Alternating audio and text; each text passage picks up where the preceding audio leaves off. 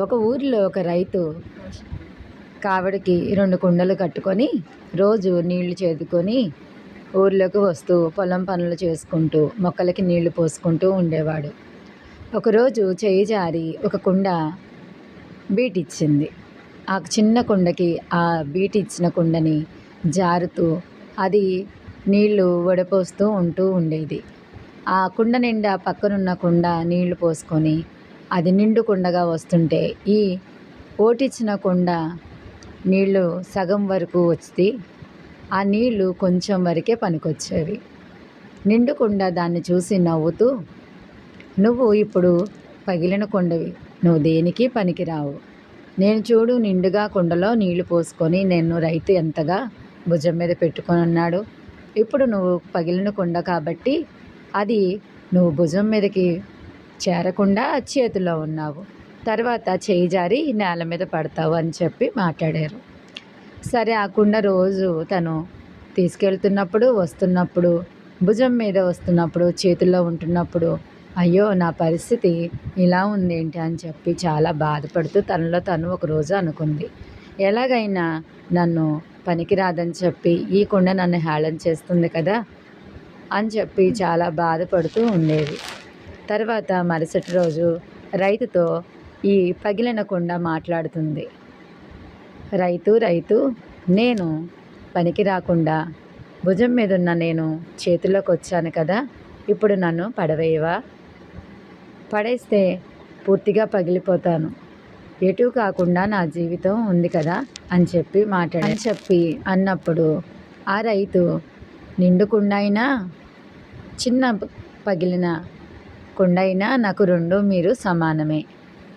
మీ రెండిటితో నేను పని చేస్తున్నాను కదా, నీకెందుకు అంత కష్టం వచ్చింది, అంత బాధ నీకెందుకు కలిగిందని ఆ రైతు అడిగారు. అప్పుడు ఇదిగో నీ ఈ కుండ నాతో సమానంగా ఉన్న కుండ నిండుగా ఉండి అది నింపగానే నీళ్లు తొట్టిలో 4 బిందెలు పోయగానే 4 కుండల నీళ్లు పోయగానే నిండిపోతుంది. నేనేమో ఎన్నిసార్లు తీసుకొచ్చినా అది సగం వరకే వస్తుంది అని చెప్పి మాట్లాడినప్పుడు ఆ రైతు నవ్వుకొని, సరే నీ బాధ ఇదేనా, ఇంకేమన్నా ఉందా అని చెప్పి ఆ రైతు అడిగారు. అడిగినప్పుడు ఆ కుండ మాట్లాడుతుంది, అవును నా బాధ ఇదే, నీకు బాధ అనిపించట్లేదా? నన్ను నవ్వుతున్నప్పుడు నన్ను హేళన చేస్తున్నప్పుడు నాకు చాలా బాధ అనిపించింది అని చెప్పి రైతుతో అన్నప్పుడు, ఓసి ఈ బాధ నీదా, ఇంతేనా నీ బాధ, ఇదొక బాధేనా అని చెప్పి నవ్వుకున్నారు. నవ్వుతున్నప్పుడు ఇంకా బాధ కలిగి ఆ ఓటికుండకి ఇంకా బలహీనమైపోయింది. అప్పుడు ఈ నిండు కుండ తీసుకొచ్చి నీళ్లు నింపి అక్కడ పెట్టారు. ఈ ఓటి కుండను తీసుకొచ్చి నీళ్లు నింపి తీసుకొచ్చినప్పుడు ఆ కుండలో నీళ్లు అలాగే జారిపోతూ ఉన్నాయి. జారిపోతున్నప్పుడు ఆ కుండతో రైతు వచ్చి, ఈ పూలను చూసావా నువ్వు అని చెప్పి అడిగాడు. అడిగినప్పుడు ఆ కుండ, ఏంటి ఈ పూలు, నేను రోజు వెళ్తూ నన్ను తీసుకొస్తూ ఉన్నావు కదా, నేను ఎప్పుడూ చూడలేదే అని చెప్పి ఆ కుండ మాట్లాడింది.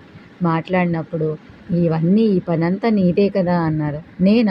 నేనేం చేశాను, ఏంటి రైతు నువ్వు మాట్లాడేది అంటే, అవును నువ్వు వేసిన పువ్వులే, నువ్వు నాటిన మొక్కలే ఇవి అన్నారు.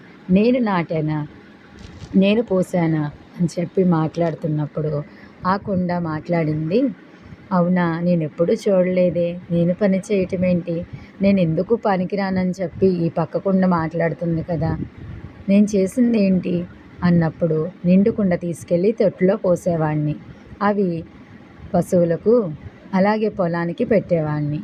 కానీ నిన్నైతే చేతిలో పట్టుకున్నప్పుడు ఈ నేల మీద నేను దున్ని మొక్కలు, విత్తనాలు, పూల మొక్కలు అవన్నీ వేశాను. అప్పుడు నిన్ను చేత్తో పట్టుకెళ్తున్నప్పుడు ఆ నీళ్ళన్నీ అటుగా వెళ్తున్నప్పుడు ఇటుగా వస్తున్నప్పుడు నీళ్ళు అవి మొక్కల మీద పడి విత్తనాల మీద పడి ఆ మొక్కలు మొలకెత్తినవి. ఆ మొలకెత్తిన విత్తనాలలో అప్పుడు చెట్లు, ఈ కూరగాయల పళ్ళు ఇవన్నీ వచ్చినవి. అప్పుడు ఈ నిండు కుండ అయితే అలా చేయలేదు కదా, దానివల్ల ఏ ఉపయోగం అని నువ్వు అనుకున్నావు, అదైతే ఉపయోగపడుతుంది, నేనైతే ఏ ఉపయోగం లేను అనుకున్నాను.